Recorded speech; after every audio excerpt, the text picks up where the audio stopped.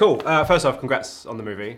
Absolutely loved it. Thanks so much. I was just curious, for a Brit such as yourself, what the lure of 1980s Detroit and this story was in the first instance. It was the characters. It's always the characters, you know. It was the human beings at the centre of the story. It's the father and son story that I really connected with, and it resonated with me on a personal level. And also, you know, a boy being kind of tribeless and looking for a sense of identity, a sense of place. You know, even though I was raised in London, and under very different circumstances, I identified with it. And I could see a universality in the specificity of their time and place and their family. And it made me want to tell the story. Let me ask you about this casting process, because I read that it was quite a long, arduous process. I'm sure you spoke about it. But, I mean, what was the kind of circumstances of meeting him for White Boy Rick? Because apparently he was like outside of a principal's office. Yeah, I mean, it was a two-pronged attack in that we had two casting directors, one taking care of the main cast, Francine Maisler, and she brought on someone else to help with the street casting. And the street caster had scouts in different cities, and there was one that went to this high school in Baltimore, in a sort of like, you know, a sort of rough, you know, low income, poor neighborhood, where there was real racial mixing. And the scout was pitching the principal, and he's like, "What? So you want to meet kids that don't come to drama classes?" Like, "Yep, we want to meet the kids that are in trouble, the kids that wouldn't sign up for anything.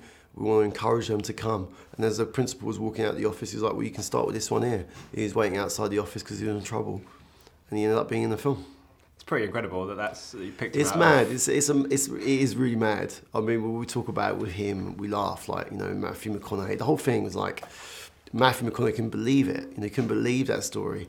And when I sort of said to him, "Look, I'm thinking of maybe using a non-actor. There's an actor I really like, and there's this non-actor." And I showed him the tape. I was like, "Look, should we bring him in, fly him in to see, you know?" And we flew him into LA.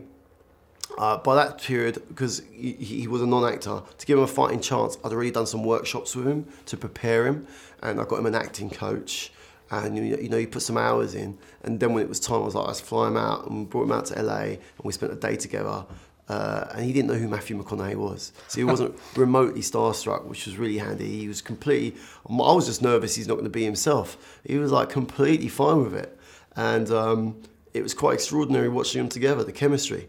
I was like, okay, he's rough. He doesn't really know how to shape a scene. He doesn't know how to hit the emotional beats.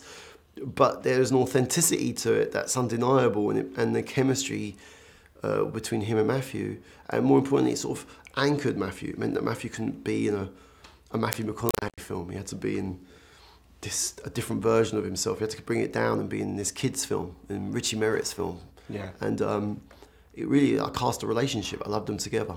He seemed watching the movie, because I didn't know that before going in. I thought he was just a young actor, but not only does he seem unfazed, but as you say, it gives it this authenticity and this kind of rawness that really adds to the story that you're telling. I mean, you must have been delighted that circumstance came off of, you know, bringing him into the film.